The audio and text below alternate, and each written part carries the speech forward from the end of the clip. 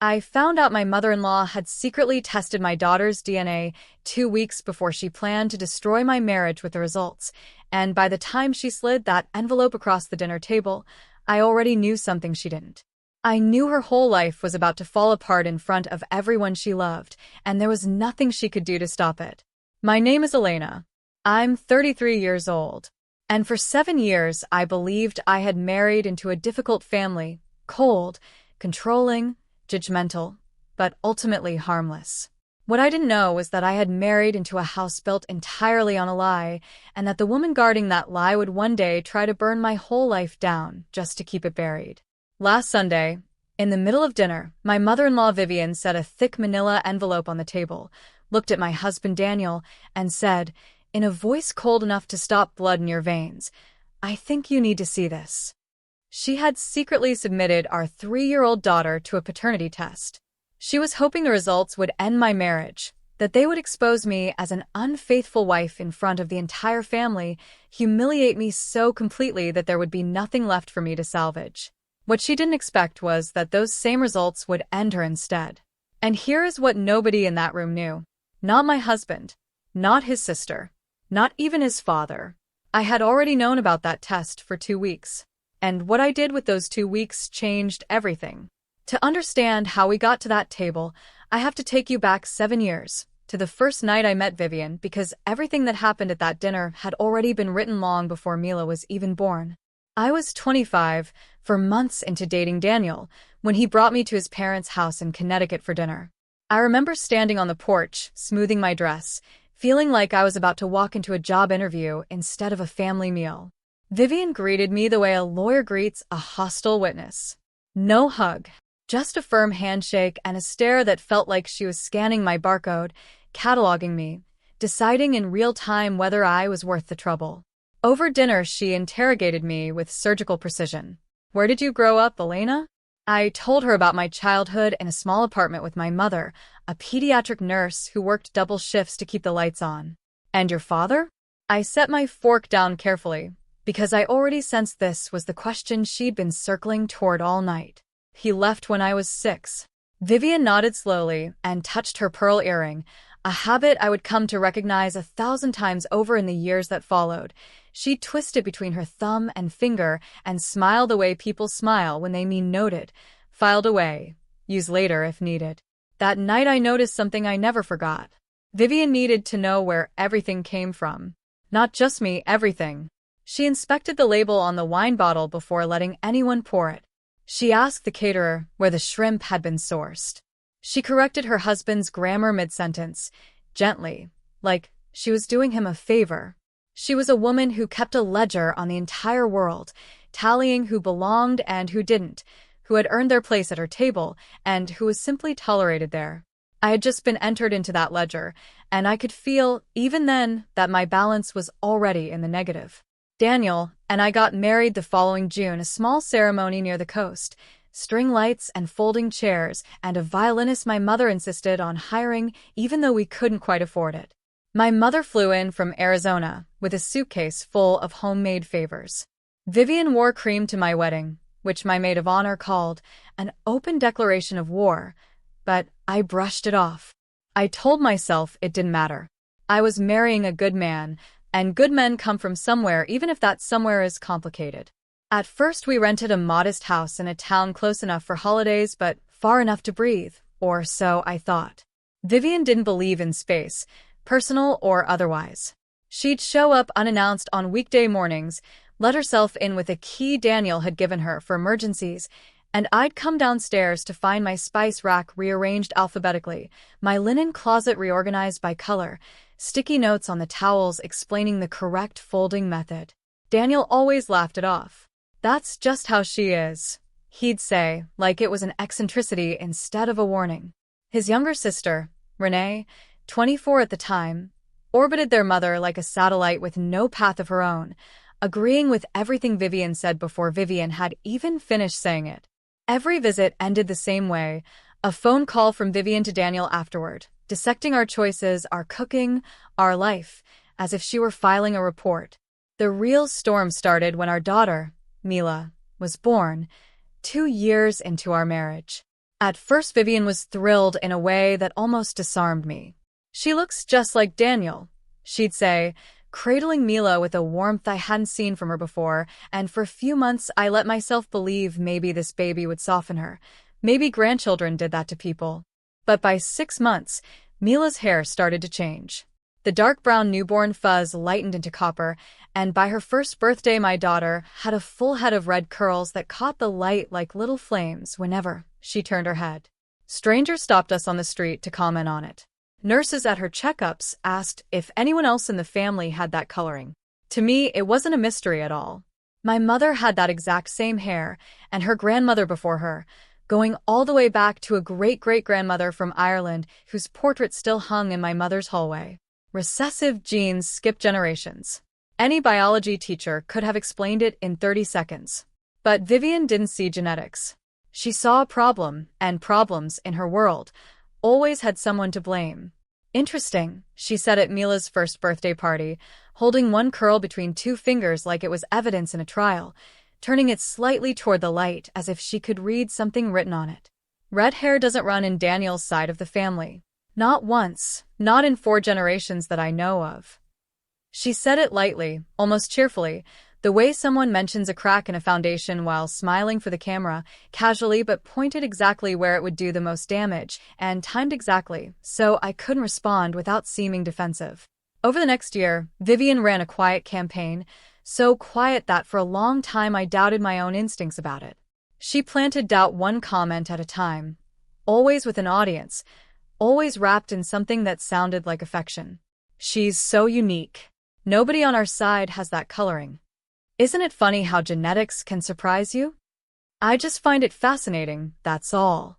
Renee joined in without even seeming to notice she was doing it, posting pictures of Mila online with captions like, "Wonder where those curls came from," tagging cousins who would comment with laughing emojis. Extended family started looking at me differently at gatherings. Daniel's uncle avoided my eyes at barbecues, suddenly very interested in his burger. His aunt watched me across rooms like she was waiting to catch me in a lie, like my every gesture was a piece of testimony she was collecting. I'm an occupational therapist.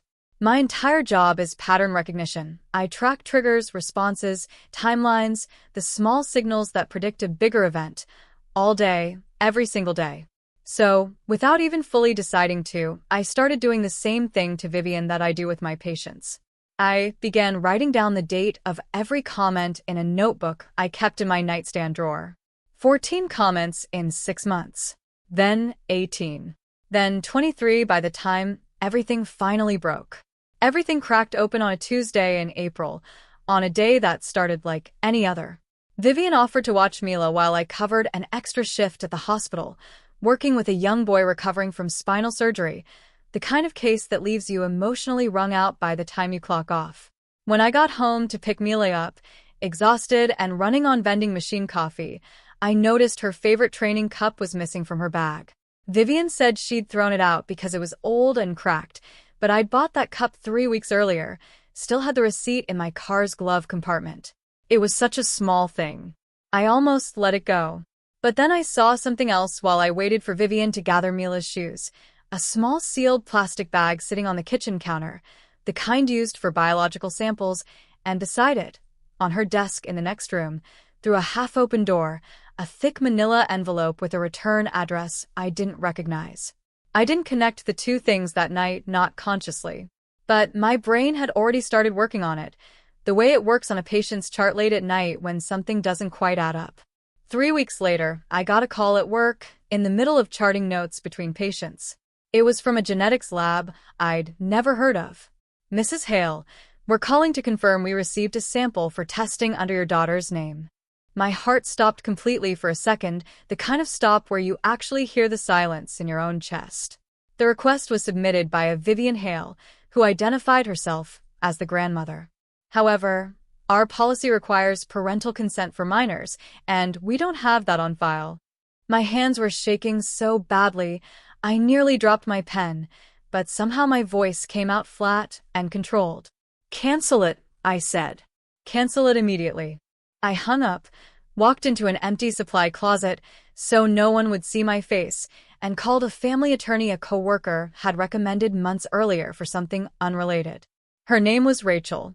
She was blunt, the way good lawyers are. What Vivian had done was illegal in our state. A grandparent cannot authorize a genetic test on a minor without parental consent. Full stop. No exceptions for good intentions. And then Rachel gave me advice that ended up being the single most important thing anyone said to me that year. Don't confront her yet. Don't tell Daniel, not right away. If you tell him now, he'll call her. She'll cry. She'll apologize, or she'll deflect, or both. And the whole pattern will repeat itself exactly the way it always has, because that's what's kept her in control this long. If you actually want this to end, really end, not just quiet down for a few months, let her play her hand first. Let her walk all the way out onto the branch before you cut it. So I waited. For the next 2 weeks, I did something that still surprises me when I think back on it. I acted like nothing had happened at all. I cooked dinner. I bathed Mila and read her the same 3 books on repeat, because that's what 3-year-olds want. I kissed Daniel goodnight and asked about his day, and meant it mostly. I carried the knowledge with me everywhere, like a stone lodged somewhere behind my ribs, heavy but silent. One afternoon during that stretch, I stopped by Vivian's house to pick up a pair of Mila's shoes she'd left behind. Vivian wasn't home, but Renee was in the living room on the phone, sprawled on the couch, not even noticing I'd let myself in the side door. I heard her say, "Mom already has the results. She's going to do it at Sunday dinner, in front of everyone. She says once Daniel actually sees the papers in his own hands, he won't be able to just ignore it or explain it away like he usually does." I stood frozen in the hallway for what felt like a full minute. I had every piece now. The when, the where, exactly who would be sitting at that table as witnesses. Vivian had staged an entire scene, blocked it out like a director, and she believed with total, unshakable certainty that the script would end with my quiet, humiliated exit from the family and her restored to the center of it, the hero who'd saved her son. But I had already started my own investigation, days before I even overheard Renee on the phone.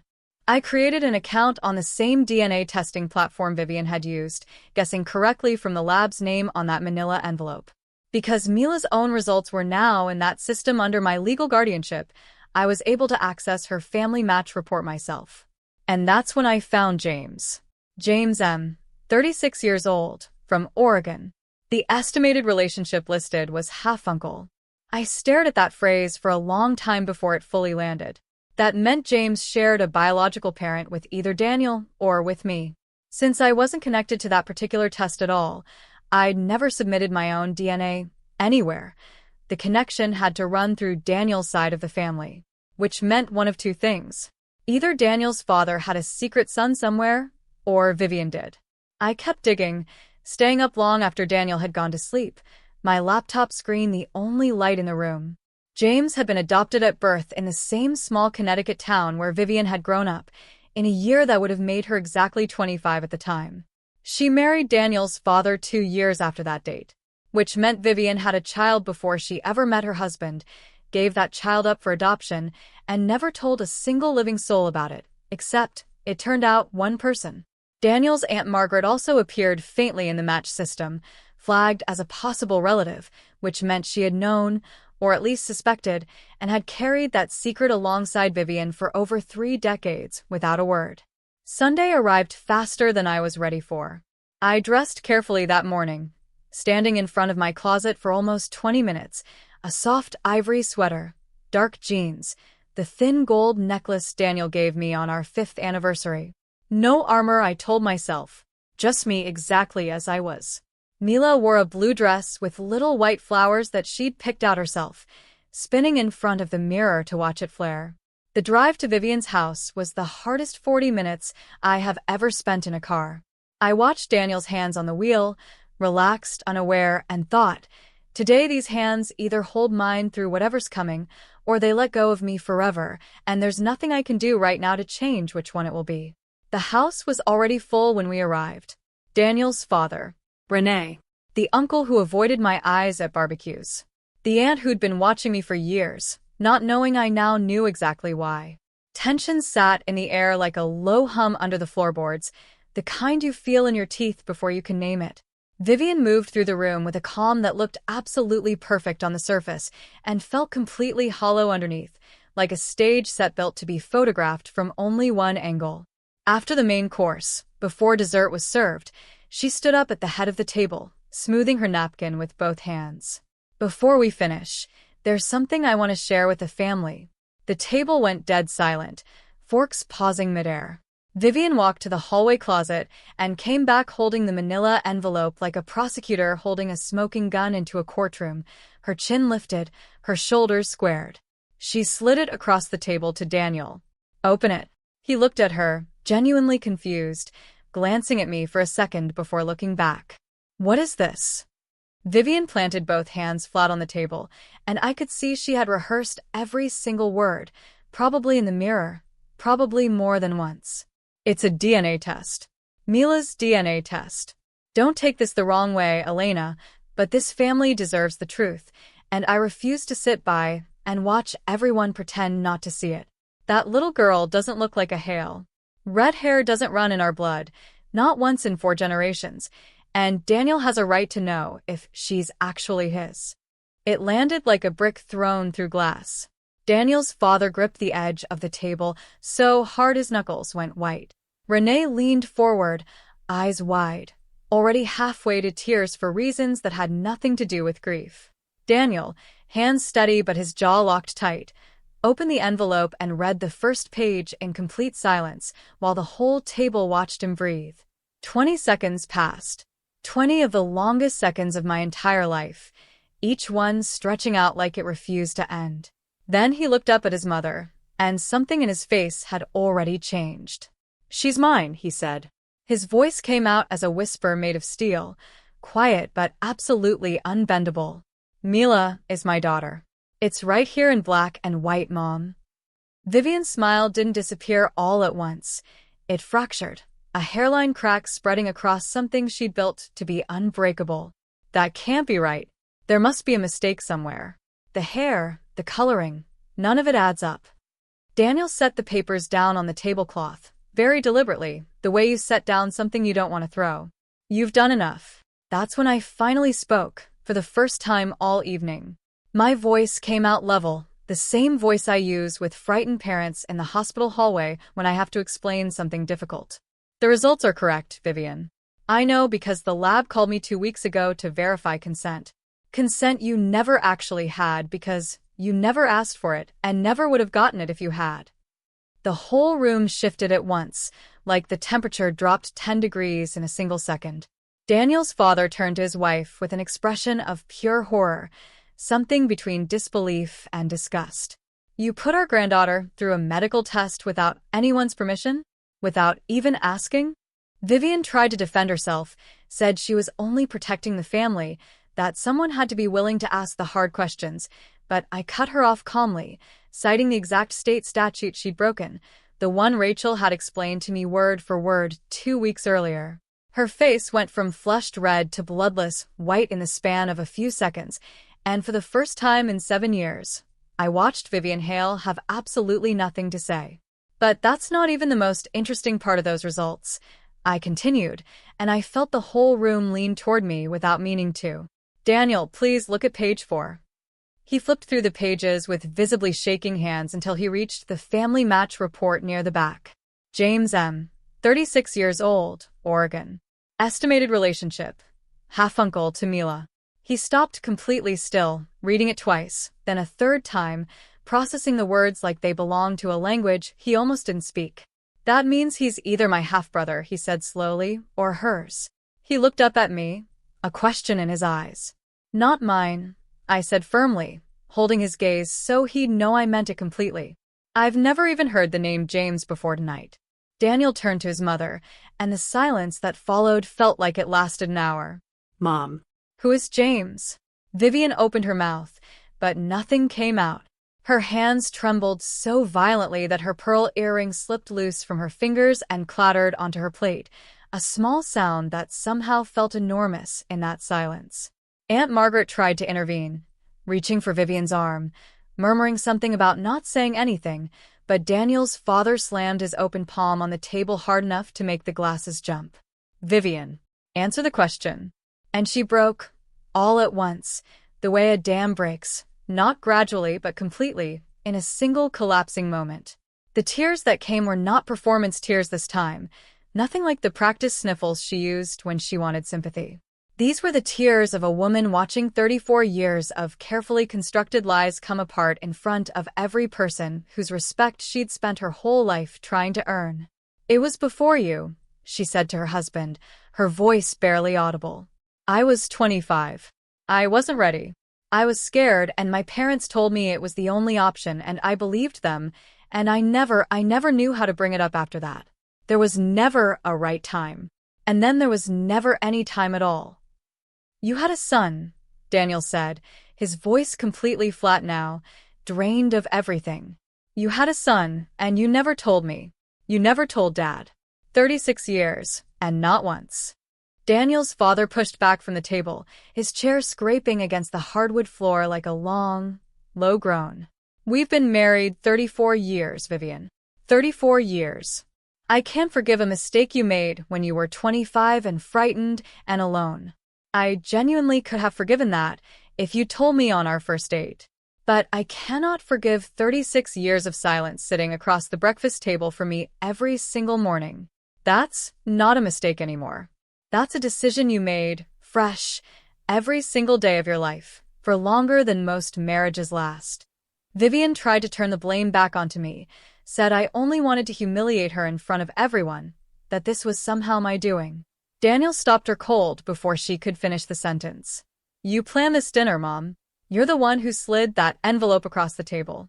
You wanted to publicly destroy my wife tonight, in front of my daughter's own family, and instead you've just destroyed your own house, brick by brick, with your own hands." But the final blow still hadn't landed, and I could feel it coming before it did. Daniel pulled out his phone with hands that hadn't quite stopped shaking and scrolled to an old photo he'd found in the attic the previous year while looking for Christmas decorations. A young woman standing in a garden sometime in the early 80s, laughing at something off camera, her head thrown back, a full mane of red hair catching the sunlight. "I found this last year," he said, turning the screen toward her. "You told me it was Aunt Margaret when I asked. But it's you. You were 19 in this photo." Vivian looked down at the tablecloth, and something in her posture finally gave out completely. "I started dyeing it when I was 19, she said, so quietly it was almost swallowed by the silence around it. "I always hated it. People stared. My mother said it made me look like trouble, like I'd draw attention I didn't want. So I got rid of it, and I never let it grow back out again, not once in all these years." The truth was bitter in a way that filled the whole room. The exact red hair she had used as a weapon against my daughter for 3 straight years had been running through her own veins the entire time, hidden under decades of dye and denial. When she saw it appear on Mila, soft and copper and undeniable, she hadn't seen an innocent inheritance passed down through generations. She had seen a threat. She had seen the ghost of her own past clawing its way back up to the surface, threatening to expose the one secret she'd spent her entire adult life burying. The dinner ended right there, plate still half full, dessert never served. Daniel's father went out for a drive that night and ended up staying at his brother's house for nearly a week, needing space to think. Daniel told me quietly that we should go. I went upstairs to get Mila, who had fallen asleep on a pile of coats in the guest room, completely unaware of the storm she had unknowingly been at the center of her entire short life. I carried her down the stairs while the rest of the family scattered into separate rooms, nobody quite able to look at anyone else. Vivian tried to stop us at the front door, one hand reaching out, begging for a moment to explain herself properly. Daniel was done being gentle. "You didn't want to talk tonight, Mom. You wanted a show, with an audience and a verdict already decided. Well, it's over now. The show's finished." In the car, the silence between us was thick enough to touch. Daniel finally asked, somewhere around the highway on-ramp, why I hadn't told him the moment I found out. I explained, as calmly as I could manage, that he needed to see his mother's true nature with his own eyes, in real time, without me softening it or him being able to explain it away later the way he always had before. If I had told him privately, in our kitchen, quietly, she would have found some way to spin it before he ever processed it fully. A phone call, tears, a story that shifted the blame just enough. He needed the whole room as a witness, the way she'd wanted it to be a witness against me. He was quiet for several miles after that, staring out the window, until he reached over without a word and took my hand, and didn't let go again until we pulled into our own driveway. The days that followed felt like standing in the middle of a slow-motion collapse. Renee sent a long, rambling message apologizing, admitting she should have questioned her mother years earlier instead of following along with every insinuation, every pointed comment about Mila's hair. Daniel's father decided to stay with his brother while he figured out whether he could rebuild a life with a woman who had hidden something so enormous for so long, while lecturing everyone else about honesty. My attorney sent Vivian a formal cease and desist letter regarding the unauthorized test, on the record, in writing, so there could never be any confusion later about what had actually happened. But the most important thing happened on Friday, 4 days after that dinner. Daniel sat down at his computer at the kitchen table, and I watched him type James's full name into a search bar, his fingers hovering for a long moment before he pressed enter. James turned out to be a high school history teacher in a small town outside Portland, a basketball coach for the junior varsity team, and the father of a 4-year-old girl named Ruby who, according to one photo, had the same stubborn set to her jaw that Daniel had. Daniel wrote him a short message, deleting and rewriting it 4 times before he finally sent it. My name is Daniel Hale. I think you might be my half-brother. My mother was born in Hartford in 1965 and would have been about 25 around the time I believe you were born. If you ever want to talk, I would really like that, no pressure at all. James responded within 2 hours, which told me everything about how long he'd been waiting for a message like that to arrive. He'd been searching for his birth mother, on and off, for 7 years, hitting dead ends, paying for tests, writing letters that never got answered. They did a video call that same night. I stayed in the other room with Mila, giving them privacy, but I could hear Daniel through the wall, and at one point I heard him crying, openly, in a way I had rarely heard from him before. It wasn't grief. When I finally peeked in, quietly, just to check on him, I saw it wasn't sadness on his face at all. It was relief, pure and total, the kind that comes after carrying something heavy for longer than you realized. On the screen, 2 men who had never met sat in profile, and it was uncanny. The same jaw, the same set of the eyebrows, the same nervous half-smile, 40 years and 3,000 miles apart, finally looking at each other. 2 weeks after that, Vivian showed up at our front door without calling first, the way she always used to before everything happened. We'd changed the code on the side entrance that used to let her walk in unannounced, so for the first time in years, she had to actually ring the front bell and wait. She looked 10 years older standing there, her usual composure gone, replaced by something smaller and more uncertain. I need to explain myself properly, she said, her voice thin. My parents forced me into that decision. I was young and scared, and I've carried the guilt of it for over 3 decades, every single day, whether you believe that or not. Daniel appeared in the doorway behind me, his arms crossed. Then you should have dealt with that honestly, Mom, at some point in 36 years. In therapy, in a conversation with Dad, in a letter you never sent. Not by projecting it onto my wife and my daughter, because their existence made you afraid of being caught. You weren't protecting this family. You were protecting your secret, and you nearly destroyed us to do it. Vivian looked past him, straight at me, silently pleading for one more chance, the way she must have assumed she'd always get, because it had always worked before. I watched her for a long, quiet moment, this woman who had measured and cataloged me from the very first handshake 7 years earlier, who had spent 3 years quietly campaigning against my daughter's place in this family, who had tried to execute me publicly at her own dinner table in front of everyone I loved. Vivian, I said finally, you can have a relationship with Mila. She loves you, and I'm not going to be the one to take that away from her, because that's not fair to her. But it will happen on our terms, on our schedule, in our home, and you will never, under any circumstance, be alone with her again. Not for 5 minutes. Not ever. She didn't argue. She didn't try to negotiate the way she always did, always working an angle, always finding the loophole. For the first time in her life, as far as I could tell, Vivian Hale accepted a reality exactly as it was handed to her, without a fight. She turned and walked back to her car, and I closed the door quietly behind her. 6 months later, Daniel flew out to Portland to meet James in person for the first time. They sat in a small coffee shop near James's school for nearly 4 hours, according to Daniel, and barely noticed the time passing. In August, James and his family came to visit us for a long weekend. It was surreal, in the best possible way, watching Mila and her new cousin Ruby chase each other around our backyard sprinkler while the two brothers who had grown up on opposite ends of the country, never knowing the other existed, sat together on the porch drinking iced tea like they'd known each other their whole lives. Vivian and Daniel's father eventually started couples therapy, twice a week for months, working through 36 years of things unsaid. Whether they'll fully repair what broke that Sunday night, I honestly don't know, and it isn't really my business to guess.